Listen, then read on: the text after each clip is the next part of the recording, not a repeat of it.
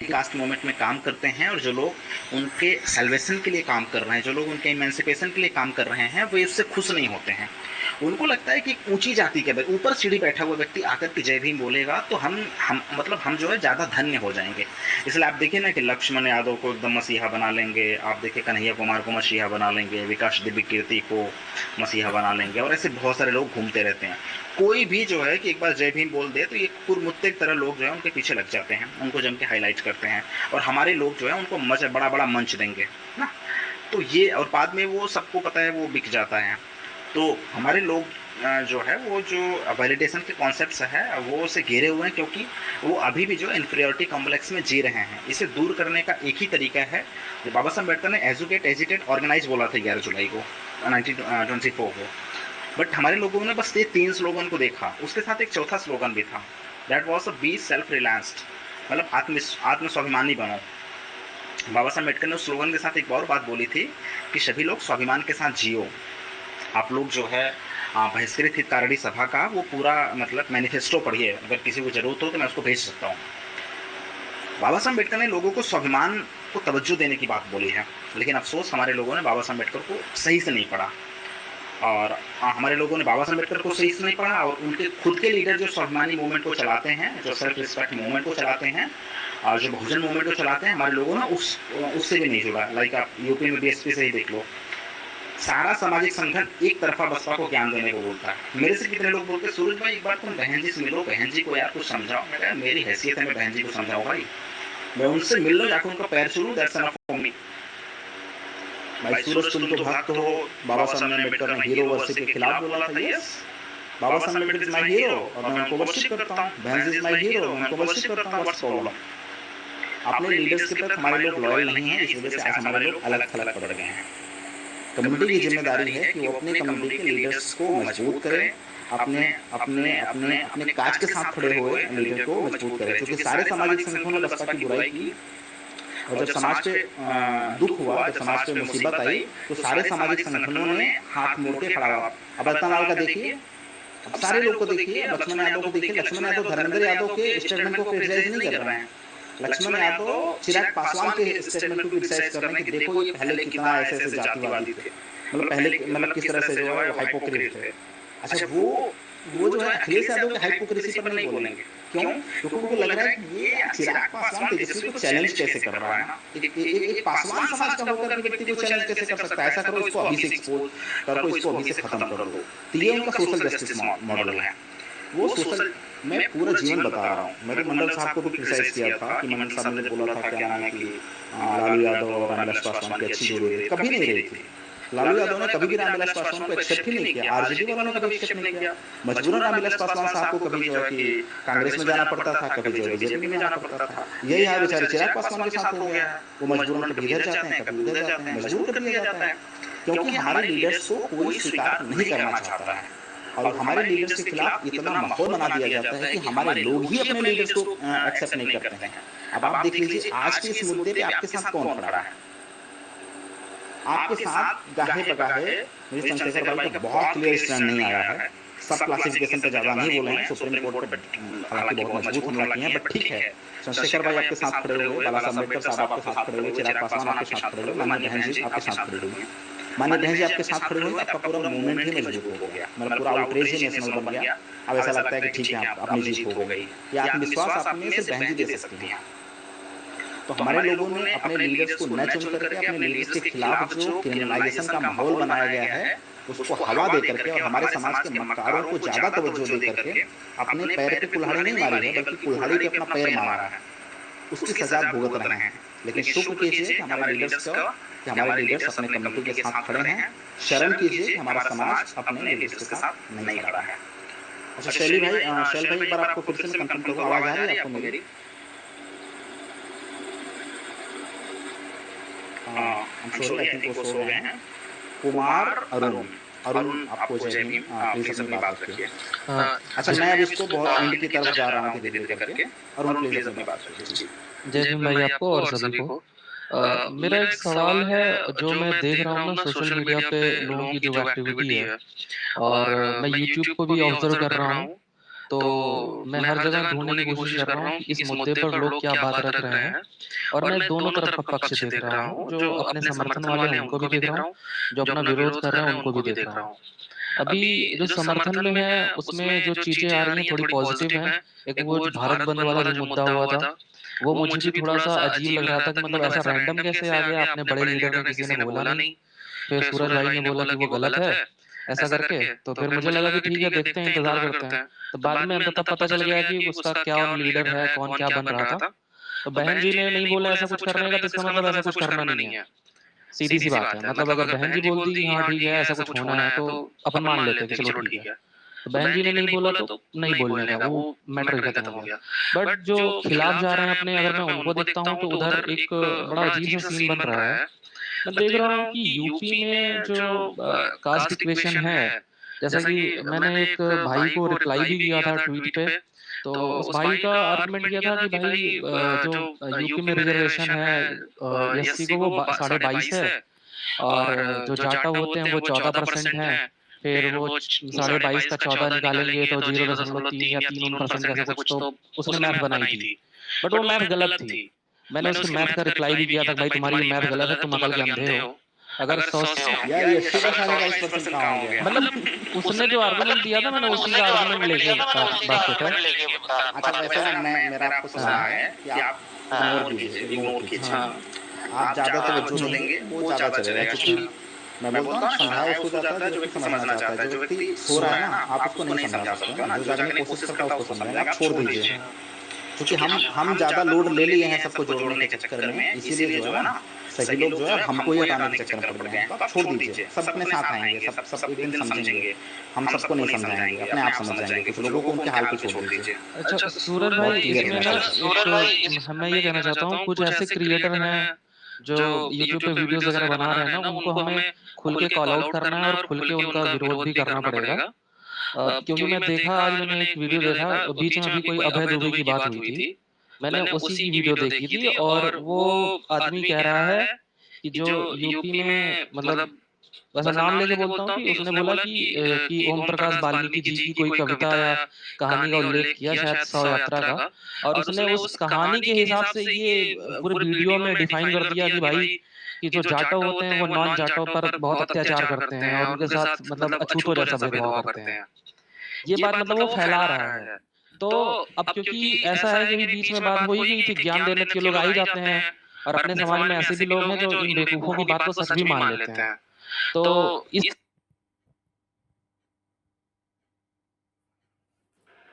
तो हमें, मुझे लगता है भाई हम लोग को इस चीज़ को भी ध्यान देना है कि अगर ऐसा कोई है तो इसको भी क्रिटिसाइज़ करना पड़ेगा। मैं एक चीज़ कह रहा हूँ, मैं एक चीज़ कह रहा हूँ, आप इग्नोर कीजिए। आप इस मोमेंट अपना एजेंडा रन कीजिए, आप इग्नोर कीजिए। आप विपक्षी को जितना समझाना चाहेंगे, वो उन्हें लगेगा आप उनको ज़्यादा लोड ले रहे हो, वो और ज़्यादा हावी होंगे। Sometimes ignorance is the best counsellor. आप इग्नोर कर दीजिए, अपने आप अपना एजेंडा चलाइए ना। हम क्यों किसी को समझाएँ भाई, हम नहीं लिए हैं ठेका, बहुत क्लियर बता रहे हैं ना। मैंने कल बोला था, जो बाबा साहब अम्बेडकर का अनुयायी है वो समाज तरक्की करेगा, जो बाबा साहब अम्बेडकर के रास्ते पे चलेगा वो समाज तरक्की करेगा। अगर जो बाबा साहब अम्बेडकर के रास्ते पे नहीं चलेगा, अपने पुश्तैनी कारोबार को लेके चलेगा, यकीन मानिए वो समाज कभी तरक्की नहीं कर पाएगा। अब एक बात बताइए, रंगदर्शिया कम्युनिटी ने पंजाब में तरक्की किया आपके रिजर्वेशन के बल पे। वो कनाडा ब्रिटेन में रूल कर रहे हैं, अपना अलग जो है गुरुद्वारा बना के मस्त अपना स्टेब्लिश करके चल रहे हैं, तो क्या वो रिजर्वेशन की बदौलत पे कनाडा गए थे? तो वो सब एजेंडा है चीज हम नहीं जस्टिफाई कर सकते भाई। दो भाई हैं, नहीं जस्टिफाई कर सकते ना। नंगा खुदा से ऊंचा स्टेटमेंट है। जो उस लेवल पे आएगा आपको, आपको इतना भड़काएंगे, आपकी जाति पर बोलेंगे, बहुत कुछ बोलेंगे, इग्नोर कीजिए। लेट देम इग्नोर, पूरी तरह से इग्नोर कर दीजिए। इग्नोर कर दीजिए, अपने आप सब सही हो जाएंगे, सही रास्ते पे आ जाएंगे। दूसरों को सुनते हैं, बाकी हम लोग अब धीरे धीरे एंड की तरफ जाते हैं। सुश्रुत भाई आए हैं, जय भीम ब्रदर, प्लीज अपनी बात कीजिए। मैं गलत नाम तो प्रोनाउंस नहीं किया, ये मैंने ऐसा किया तो प्लीज माफ कीजिएगा। सुश्रुत भाई ये ठीक है। हाँ मैं सब्जेक्ट अभी क्या चल रहा था आपका टॉपिक, मतलब अभी अभी ज्वाइन किया मैंने। ओह! सब कैटेगराइजेशन के ऊपर ही टॉपिक चल रहा था। आपने अभी लेट ज्वाइन किया होगा, तो अगर आपको कुछ सवाल है या कुछ बात रखनी है तो जल्दी से रखिए। नहीं, मैं बस इतना ही कहना चाह रहा था कि हमें क्या बोलते हैं, इसको काउंटर करने के लिए अगर कोई पूछता है हमें कि ये क्या है, तो 2-3 पॉइंट है मेरे पास कि ये हमें इसका विरोध क्यों कर रहे हैं हम, कि कुछ लोग ऐसे पूछेंगे कि विरोध क्यों कर रहे हैं, तो 2-3 चीज़ है उसमें। तो एक तो चीज़ है कि जो समाज जिसके पास अभी उतने संसाधन निर्माण हो गए हैं हमारे बीच में, एससी के बीच में, कि जो बाबा साहब का जो सपना था कि जो हमें हाई पोजीशन, जो क्या बोलते हैं, मौके की जो जगह है उधर जाके हमें बैठना है, तो उतने संसाधन जिनके पास आ गए हैं, तो उनको अगर रिजर्वेशन उनका छीन लिया जाए तो वो पोजीशन कभी नहीं मिल सकते एससी समाज को, क्योंकि जिनके पास अभी संसाधन है ही नहीं उधर पहुंचने के, तो उनको वो जगह नहीं मिल सकती। तो मतलब टॉप में अभी जो जैसे मिश्रा क्लब कहा जाता है पीएमओ में, तो उधर वैसे अगर क्लब जब तक नहीं बनेंगे हमारे तब तक रिजर्वेशन में कैटेगराइजेशन नहीं हो सकता। दूसरी चीज ये है कि इससे हमारी जो यूनिटी है वो उस पे मार खा जाएगी, क्योंकि हमारे बीच में झगड़े लगाने का ये एक षड्यंत्र जैसा है। और तीसरी चीज जो है, जो क्रीमी लेयर का जो ये है, मतलब पैरामीटर्स है, वो डिसाइड होने चाहिए। मतलब अगर करना भी है तो क्रीमी लेयर जाति के ऊपर, मतलब कैटेगराइजेशन जाति के ऊपर नहीं हो सकता, कोई और पैरामीटर में हो सकता है, लेकिन जाति के ऊपर तो बिल्कुल नहीं हो सकता और क्रीमी लेयर के ऊपर बिल्कुल नहीं हो सकता। ये 3 चीजें हैं जो मैं कहना चाह रहा था। Thank you. Thank you Sushil भाई। But first of all final चीज़ यही है कि जो कुछ भी होना है वो पार्लियामेंट से होगा। जुडिशरी का कोई भी जजमेंट स्वीकार नहीं करेंगे, क्योंकि जुडिशरी का जो काम है वो वही करे। जुडिशरी कानून नहीं बना सकता। हम क्रीमी लेयर होगा नहीं होगा, कितना होगा, कैसे होगा, that will be defined by the parliament. Supreme Court has no jurisdiction to interfere in the jurisdiction of Parliament। वो अपने क्षेत्राधिकार का सम्मान करे, संसदीय क्षेत्राधिकार का सम्मान करे। सुप्रीम कोर्ट जो है अपने राइट्स को अगर एक्सप्लॉइट करती है तो डेफिनेटली हम जो है इसको जो है बहुत बुरी तरह से एक्सपोज करेंगे और काउंटर करेंगे, आउटरीच करेंगे। बाकी क्रीमी लेयर ओमी लेयर का सारा कॉन्सेप्ट बकवास है, बट अगर उस पर बात होती भी है, बहन जी ने बोला कि अगर उस पर बात होती भी है तो ठीक तय किया जाएगा, उनको पार्लियामेंट द्वारा होगा, क्योंकि होमोजेनियस ग्रुप है। होमोजेनियस ग्रुप में तमाम चीज़ें जो है डालने की कोशिश की जा रही है, वो गलत है। 2 स्पीकर हमारे बीच में हैं, उनको सुन के मैं धम्मा भाई से जो है लास्ट में इसको जो है कराना चाहूँगा। कम समय में बोलेंगे अम्बेडकर बौद्ध। प्लीज अपनी बात रखिए।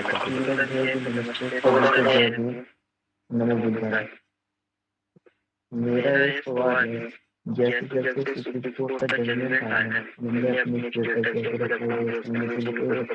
उनकी कोई प्रतिक्रिया है कि मैं इसके प्रति जैसे कुछ हुआ ही ना हो, कोई किसी ने कुछ प्रतिक्रिया ही नहीं, किसी ने कुछ पूछा ही नहीं, ऐसे कुछ भी हुआ है जैसे मैंने स्टेटस या फिर मैंने बात किया है। और सेकंड क्वेश्चन मेरा यह है कि आप संविधान की प्रस्तावना में लिखा हुआ है पंथ लेके, और फिर जैसे सेकुलर हो गए हिंदी में तो फिर जैसे हम उसको पढ़ते हैं तो फिर वहाँ आता है धर्म निरपेक्ष। इन दोनों में क्या डिफरेंस है, मुझे ये पूछना है।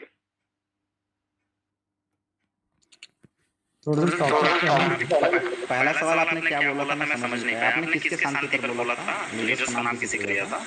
मैंने ये कहा जैसे सुप्रीम कोर्ट का जजमेंट आया है SC/ST एक्ट के वर्गीकरण पर, तो जैसे मैंने स्टेटस या फिर मैंने जैसे बात किया है इसके बारे में, तो उनकी कोई प्रतिक्रिया ही नहीं है। जैसे बस सुन लिया और इस कान की सुना और इस कान की निकाल दिया, कोई उनकी प्रतिक्रिया ही नहीं। तो उन्होंने इसके प्रति भावना को जगाने के लिए या फिर उनको इसके प्रति जागरूक करने के लिए क्या किया जाना चाहिए?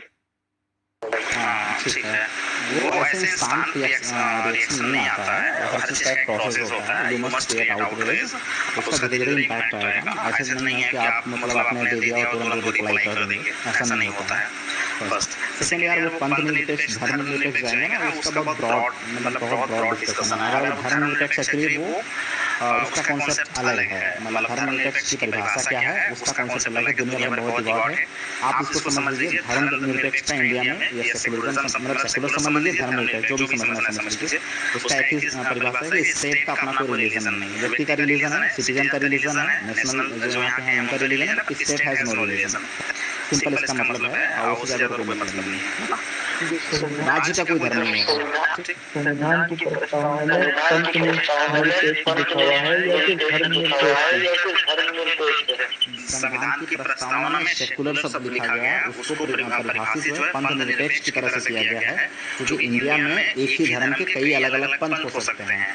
क्योंकि पंथ निरपेक्ष का अपना एक ब्रॉड परिभाषा है, उसमें सेकुलरिज्म भी आ जाता है। तो दोनों का लिटरली अगर देखेंगे इंग्लिश में ज़्यादा डिफरेंसेस नहीं होता है।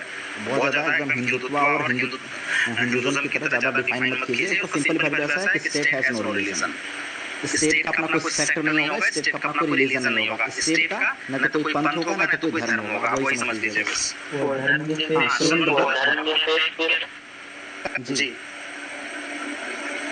क्या कह रहे हैं धर्मनिरपेक्ष? धर्मनिरपेक्ष का यार मैंने तो बताया निरपेक्ष का मतलब क्या होता है। निरपेक्ष का मतलब होता है तटस्थ रहना, इंडिपेंडेंट रहना। मतलब स्टेट जो है रिलीजन से इंडिपेंडेंट रहेगा, सिर्फ इतना मतलब है। यहाँ स्टेट जो है सभी धर्मों की इज्जत करेगा। अब आप उसको पंथ समझ लीजिए, सभी पंथ की इज्जत करेगा। धर्म समझ लीजिए, सभी धर्म की इज्जत करेगा। हालांकि मूल संविधान जो इंग्लिश में लिखा गया उसमें सेकुलरिज्म लिखा गया, सेकुलर शब्द लिखा गया है। और वो सेकुलर शब्द जो है मूल संविधान में नहीं लिखा गया था, बाद में अमेंडमेंट से आया इंदिरा गांधी शासनकाल में। अब ठीक है, आपको ज़्यादा डिस्कशन करना है तो चैट जीपीटी से पूछ लीजिए, किसी के नॉलेज को उस टॉपिक पे स्पेस रखेंगे कि संविधान की स्पेस नहीं है, इस पे अपने टॉपिक पर लिया। खैर, श्रवण कुमार जी, जय भीम, प्लीज अपनी बात रखिए। सूरज भाई, एक कंफ्यूजन जो है लोगों में फैलाया ये जा रहा है कि ये जो सब कैटेगराइज करके आरक्षण को गरीबों में दे दिया जाएगा तो गरीबों को मिलेगा। मतलब जो जिन लोगों को मिल रहा है, जो संपन्न हो गए हैं, उनको नया मिलके गरीबों को मिलेगा तो इसका फायदा होगा। लेकिन मैं ये कह रहा हूँ कि भाई जो वो किसी को देना ही नहीं चाहते, आप ऐसा सोच ही क्यों रहे कि वो किसी को देंगे? तो इस पे थोड़ा सा अगर 2 मिनट का ब्रीफ कर देते तो। श्रवण भाई, आप मुझे काफ़ी देर से आए हैं, हम लोग तो कई बार बात रख चुके हैं। देखिए ये पूरा काम है आपकी जो आरक्षित सीटें हैं उसको जो है जनरल यानी यूआर कैटेगरी में डाल देने के लिए, अनरिजर्व कैटेगरी में डाल देने के लिए पूरी प्लानिंग है स्टेट की। स्टेट जो है, क्योंकि स्टेट का हिस्सा है जुडिशरी, तो उसके जरिए पूरी तरह से काम कर रहा है। उनकी पूरी प्लानिंग है कि किसी भी तरह से इस कम्युनिटी के खिलाफ आउटरीच खड़ा किया जाए और इस कम्युनिटी में इतना डिवीजन कर दिया जाए कि कम्युनिटी एक मतलब होमोजेनियस आइडेंटिटी न बना। मतलब ये कम्युनिटी के लोग ही बोले कि yes we are not homogeneous community. तो ये पूरी प्लानिंग चल रही है। इस पूरी कॉन्स्पिरेसी को आप सबको समझने की जरूरत है।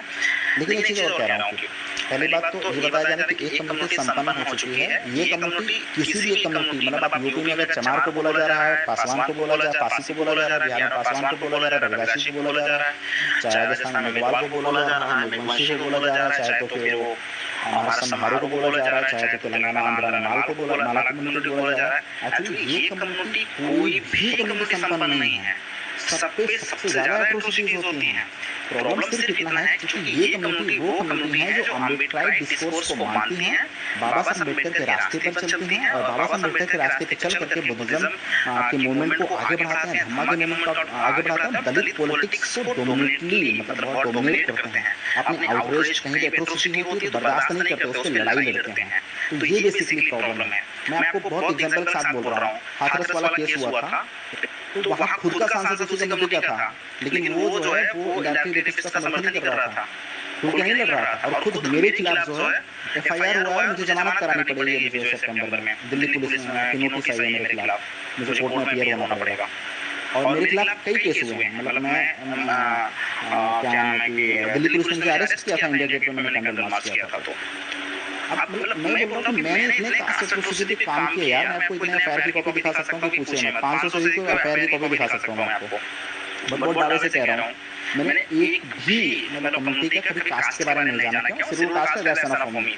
तो ये आउटरीच किया जा रहा है आपको लड़ाने की। बट जो लोग इन डोमिनेट कम्युनिटी को, मतलब जो लोग इस जो है मूवमेंट को आगे बढ़ाने वाली कम्युनिटी से नफरत कर रहे हैं, एक्चुअली वो उनकी इतनी संख्या भी नहीं है। उनको एक बात बताइए, यूपी में 1% से कम वाल्मीकि हैं। और पूरे शेड्यूल कास्ट पॉपुलेशन का 57% समाज रहता है। आप एक बात बताइए, आप किसकी संख्या ज्यादा होगी रिप्रेजेंटेशन में? बट अगर अभी भी आप देख लीजिए, सबसे ज्यादा मतलब इवन पारसी कम्युनिटी करीब जो है कि यूपी में 80 लाख है ना, और बहुत मजबूत मतलब, लेकिन फिर भी मतलब पारसी कम्युनिटी के अगर अगर आप पार्लियामेंट मेंबर्स देखिए तो उनके उनके परसेंटेज से बहुत ज्यादा हैं। चमारों को कोई प्रॉब्लम नहीं है, चमार जाटों को। वाल्मीकि कम्युनिटी 1% है, अगर देखा जाए तो उनकी एक भी सीट नहीं निकल पाएगी परसेंटेज के बेस पे देखेंगे, बट हैं सांसद और हम सब उसका स्वागत करते हैं, क्योंकि हम लोग को ये कभी प्रॉब्लम ही नहीं होती है यार। ये आपको इस तरह का भिड़ाने की कोशिश की जा रही है। मैं अपने लोगों को बार बार बोल रहा हूँ, उनको काउंटर मत कीजिए, अपना पक्ष रखिए, बस इग्नोर कीजिए बाकी। जहाँ पर जो ज्यादा है वो ज्यादा दिखेंगे, इसमें कौन सी समस्या है?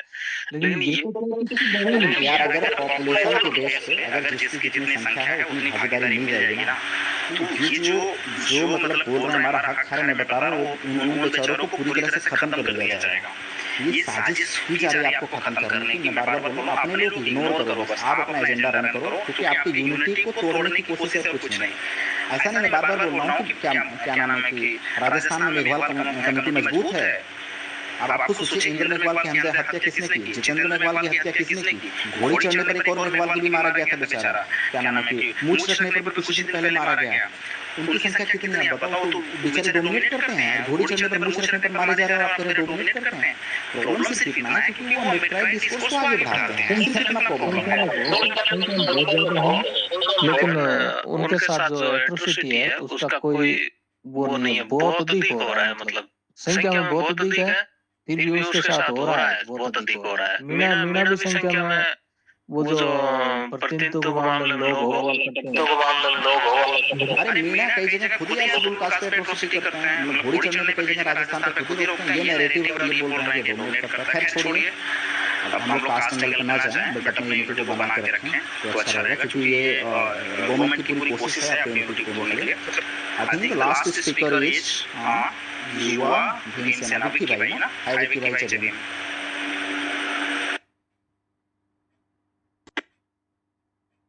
हाँ विक्की भाई, जय भीम पीके भाई, प्लीज बात रखिए। आप पीके तो नहीं है पीके भाई? जी जी, जय भीम, नमो बुद्धाय सभी सम्मानित साथियों को।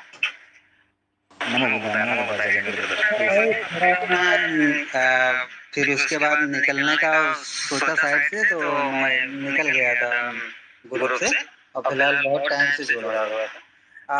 जी सूरज भाई, मैं और सम्मानित साथी जितने भी बात रखे हैं ना, मैं उससे सहमति जताता हूँ, क्योंकि देखिए हमारे समाज को ना सिर्फ ये सब तोड़ने का और विभाजन करने की जो प्रक्रिया चल रही है ना, वो तो आज से नहीं चल रही है, वो बहुत बाबा साहब या जितने भी हमारे महापुरुष हैं वो तब से चल रही है। लेकिन अब जितने हमारे महापुरुषों ने बलिदान दिया है, अगर हम उनकी फिलोसफी को नहीं समझते हैं, उनकी आइडियोलॉजी को नहीं पढ़ते हैं, अगर उनके मिशन मूवमेंट को नहीं समझते हैं, तो इसमें गलती सिर्फ हमारी होगी।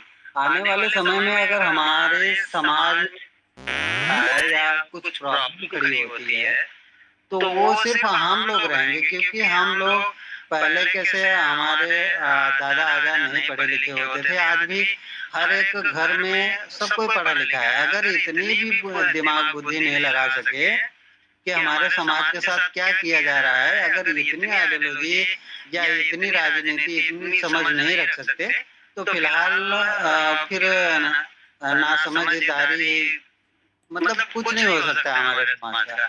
और रही बात आज जो भविष्य और जो भी हमको आज़ादी मिली है, जो हम आज तक आज़ाद होकर घूम टहल रहे हैं, या हम अपने परिवार या अपने सुख समृद्धि के लिए जो भी संघर्ष कर रहे हैं, वो महापुरुषों की बदौलत कर रहे हैं। नहीं तो आज हमारी क्या स्थिति होती, वो सब कोई जानता है। आज हमारे लोग पढ़े लिखे होने के बाद भी अनपढ़ बनते हैं। तो मुझे इस पे कोई संशय नहीं है सूरज भाई, मैं तो कहता हूँ अभी भी समय है, और जब ये मनवादी कल्चर से जो है अपने समाज को फोड़ डालने का काम करता है, हमारे महापुरुषों ने हमें एकता बनाने के लिए जो संघर्ष किए हैं, हमको उसको आगे बढ़ाना चाहिए, उस आइडियोलॉजी को आगे बढ़ाना चाहिए। और फोड़ डालने के लिए तो हमारे लोग हमेशा महापुरुषों के बाबा साहब से ले लो या किसी भी महापुरुष से उठा लो, हमेशा हमारे लोगों को फोड़ डालने का काम किया गया है। तो इस मनवादी कल्चर जी सूरज भाई कुछ बोलना चाहते हैं क्या? नहीं, आपके माइक में थोड़ी सी दिक्कत आ रही है बार बार। जी सर थोड़ा हो सकता है नेटवर्क प्रॉब्लम होगा। तो मैं तो यही कहूँगा कि मैं साफ शब्दों में यही कहना चाहूँगा और जानता भी हूँ और समझता भी हूँ। जो हमारे महापुरुषों ने किया है, अगर हम उस पे 100% खरे हैं तो उस पे क्वेश्चन मार्क नहीं होना चाहिए। जो हमारे आइडियोलॉजी है, जो महापुरुषों ने हमें जो सिद्धांत दिया है, उस पे कायम बने रहना चाहिए। यही अच्छे और शिक्षित बनो, संगठित बनो और संघर्ष करो का जो आइडियोलॉजी है, अगर उस पे खरे उतरते हैं तो बहुत अच्छी बात है। अपने उज्जवल भविष्य के लिए भी हमें संघर्ष हमारे महापुरुषों ने भी किया, हमको भी करना पड़ेगा। अगर हम ये सोच लें खाली हम ये कम्युनिटी, देखो आग जब लगती है घरों में तो जलाने वाले और देखने वालों का नाम नहीं होता, उसमें बुझाने वाले का होता है। तो हमारे समाज में अगर देखा जाए तो हम सबसे आगे हैं, हम सबसे आगे हैं और आगे हैं, आगे रहेंगे और भविष्य में भी रहेंगे। जी बहुत बहुत साधुवाद, धन्यवाद आप सभी का सुनने के लिए। थैंक यू भीम भाई। मैं लास्ट करते जा रहा हूँ, बट कुछ साथी हैं, मैं उनको कोशिश करके ले रहा हूँ। अम्बेश भाई हैं, अम्बेश यूनिवर्सिटी ऑफ इलाहाबाद से पढ़े हैं, मेरे खास दोस्त हैं, छोटे भाई हैं और बीडी न्यूज में काम करते हैं। जय भीम अम्बेश भाई, प्लीज अपनी बात रखिए। जय भीम भैया और सभी साथियों को जय भीम। आज बैंक कुमारी मायावती जी ने जो अपना निर्णय सुनाया, जो उन्होंने बताया कि अपना पक्ष रखा, उससे बहुत राहत मिली है पूरे बहुजन समाज, पूरे एससी कम्युनिटी को। तो यही सब बातें हैं भैया। और मैं ये कहना चाहता हूँ कि जो ये लोग क्वेश्चन कर रहे हैं कि एससी समाज में चमार और एसटी समाज में मीरा नौकरी खा रही है। हमारे गांव में 50 घर हैं, 50 घर में किसी के पास सरकारी क्या तो प्राइवेट नौकरी भी नहीं है। लोग अपना कैसे भी करके मान लीजिए कुछ अपना सेल्फ एम्प्लॉयड कुछ काम करते हैं। हमारे यहाँ थोड़ा बागीचों का काम होता है, आम के बगीचे सब खरीदते बेचते हैं, या मंडी है बगल में, कुछ कैसे करके अपना काम कर रहे हैं। तो मेरा मानना यही है कि कोई इस पर सेंसस नहीं है कि कौन समाज मतलब समाज में कौन सी जाति कितना ज्यादा परसेंटेज इसका लाभ उठा रही है, क्या कर रहा है, क्या नहीं कर रहा है। ये सुप्रीम कोर्ट के जजों ने क्या सोच समझकर ये निर्णय लिया, मुझे मैं नहीं समझ पा रहा हूँ। खैर आप